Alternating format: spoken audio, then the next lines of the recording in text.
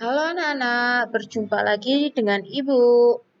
Kali ini Ibu akan melanjutkan materi sebelumnya, yaitu tentang teks pidato. Nah, topik yang akan Ibu bahas dalam video kali ini tentang bagaimana cara membuat teks pidato itu.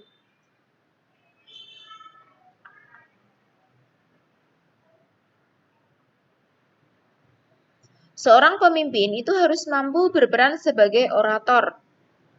Informasi dapat tersampaikan kepada audiensi apabila orator mampu berpidato dengan baik. Nah, saat berpidato, orator harus menguasai teks pidato yang akan disampaikan. Sehingga sebelum berpidato, seorang orator itu harus mempersiapkan teks pidatonya dengan baik. Nah, di sini Ibu akan membahas pertama, yaitu tentang langkah-langkah menulis teks pidato dulu. Langkahnya dimulai dari yang pertama adalah menentukan topik atau tema pidato. 2. Mengumpulkan referensi bacaan. 3. Membuat rancangan teks pidato. Keempat adalah merangkai teks pidato. Dan yang kelima adalah latihan membaca teks pidato. Nah, kita bahas satu persatu dulu, mulai dari langkah yang pertama, yaitu menentukan topik atau tema pidato. Topik atau tema sebaiknya disesuaikan dengan momen tertentu, sehingga mempunyai arti dan kegunaan bagi audiensi. Selain itu, dengan adanya topik atau tema, tujuan dari teks pidato itu nanti atau pesan yang akan disampaikan kepada audiensi itu akan lebih jelas ya. Langkah yang kedua adalah mengumpulkan referensi bacaan. Referensi adalah sumber acuan yang dianjurkan untuk dibaca. Referensi pidato dapat diperoleh dari pengalaman, hasil penelitian, imajinasi, buku bacaan, ensiklopedia, media massa, bisa berupa majalah, koran, dan sebagainya. Dan referensinya bisa juga diambil dari media elektronik seperti internet. Langkah yang ketiga adalah membuat rancangan teks pidato. Rancangan teks pidato disusun berupa salam pembuka, kalimat pembuka, isi, kalimat penutup, dan juga salam penutup. Nah, ini dirancang dulu anak-anak. Misalkan untuk salam pembukanya ingin menggunakan apa? Assalamualaikum warahmatullahi wabarakatuh, ataukah hanya sekedar selamat pagi, salam sejahtera untuk kita semua, atau bagaimana? Kemudian kalimat pembukanya mau seperti apa, itu dirancang dulu. Urut seperti ini. Ini akan memudahkan anak-anak untuk membuat teks pidato. Kemudian langkah yang keempat yaitu merangkai teks pidato. Sebelum ini adalah merangkai. Nah, setelah merangkai, akhirnya kita rangkai rancangan teks pidato yang tadi telah dibuat menjadi teks pidato yang utuh. Nah, dalam merangkai teks pidato itu kita harus memperhatikan kalimat efektif dan juga kata-kata baku saat menyusun teks pidato. Ini harus kita perhatikan.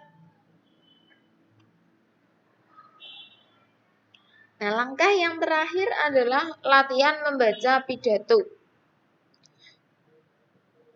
Berlatihlah membacakan teks pidato yang telah dibuat.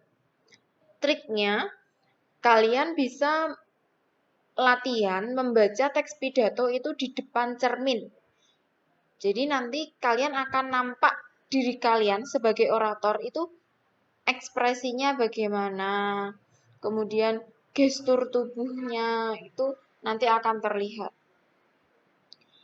Nah, selain ekspresi, gestur tubuh, saat membaca pidato, anak-anak juga harus berlatih memperhatikan pelafalan dan intonasi ketika membaca teks pidato itu. Pelafalan itu apa? Pelafalan itu adalah pengucapan kata, jadi harus jelas. Ketika mengucapkan salam, misalkan, selamat pagi anak-anak, nah itu harus jelas ya. Bukan kok selamat pagi anak-anak, nah itu kurang jelas. Jadi pelafalan itu dibantu dengan apa ya, gerak bibir kalian itu harus, kalau A ya harus membuka dengan lebar, O ya itu harus jelas.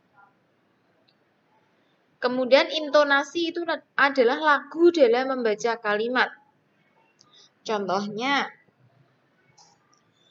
Assalamualaikum warahmatullahi wabarakatuh. Nah, itu kan lagu ya, anak-anak. Dibandingkan dengan Assalamualaikum warahmatullahi wabarakatuh. Itu kan intonasinya kurang gitu ya, karena pembacaannya terlalu cepat, kemudian intonasinya itu terlalu datar.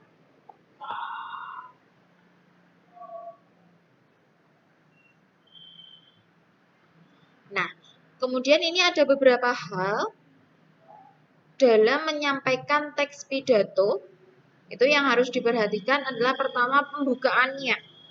Pembukaannya tadi jelas berisi salam pembuka dan latar belakang masalah. Salam pembuka ini bisa disertai dengan kalimat pembuka, kemudian latar belakang masalahnya apa diungkapkan di pembukaan.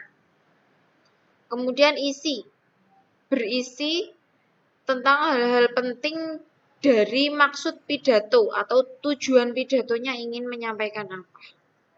Kemudian yang terakhir adalah penutup, berisi kesimpulan, saran, ajakan, dan salam penutup.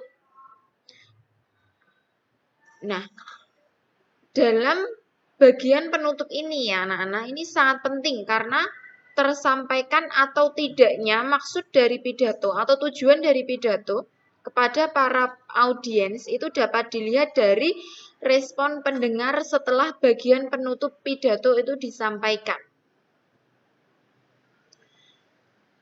Nah, jadi ketika nanti kalian membuat teks pidato itu harus diperhatikan juga isinya ya anak-anak, jangan sampai membosankan. Sehingga nanti audiens itu supaya selalu tertarik dari awal pembukaan sampai penutup. Tuh. Oke, demikian saja penyampaian materi dari Ibu tentang cara membuat teks pidato dan beberapa hal yang perlu anak-anak perhatikan dalam membuat teks pidato. Semoga bermanfaat dan mudah untuk dipahami.